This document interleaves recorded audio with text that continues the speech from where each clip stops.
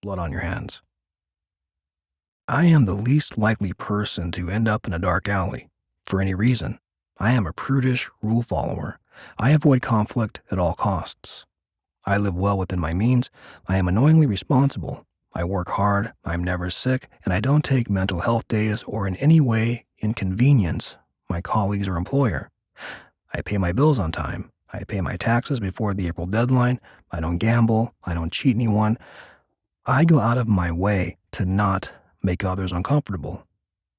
In my mind, none of these are the characteristics of someone likely to have her face planted in a brick wall, held in place by an odoriferous man with too much hair and a well-inked muscled arm, while a dapper little man in a pinstriped three-piece suit and a black fedora tilted over his right eye, prepared to relieve me of my wedding finger.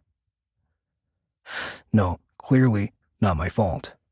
Responsibility lay wholly and completely with Jake, my fiancé, my former fiancé, who apparently did not purchase the beautiful Marquise diamond resting on an exquisite white gold band that looked like vines. No, apparently he lifted it from a little shop in the diamond district that happens to include with every ring a tiny locator chip, unbeknownst to Jake. Jake, whose blood and quite possibly some fragments of his brain are presently splattered across my face and the wall my body is being ground into by the suit's muscle. Sir, please, you must believe me. I had no idea what Jake had done. I would never knowingly steal from anyone. Please just take the ring. My dear, I'm an old-fashioned man. As such, I'm a believer in eye for an eye. On the other hand, my mother, God rest her soul, taught me to treasure women. However, you cannot in all honesty tell me you believe that, he towed Jake's lifeless body with a well-shod foot, was in a position to purchase such a precious stone as the one presently gracing your lovely hand. He had a point. More than one, actually. I met Jake online a year ago. He shared an apartment with 3 other people. We rarely went out to eat, and when we did, we split the bill. Mostly, he came to my place.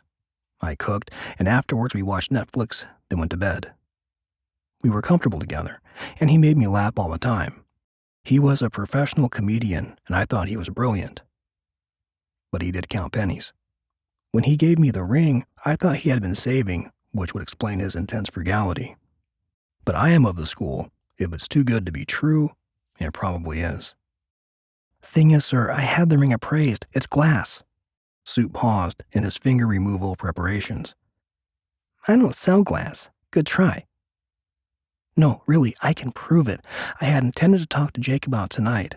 I didn't need anything this grand. Geez, I would have been happy with the wedding band and him. But he wanted to do it right, as he said. Anyway, I went to have it appraised. I have never owned anything so pricey, so I wanted to make sure it was covered appropriately in my insurance policy. It's glass.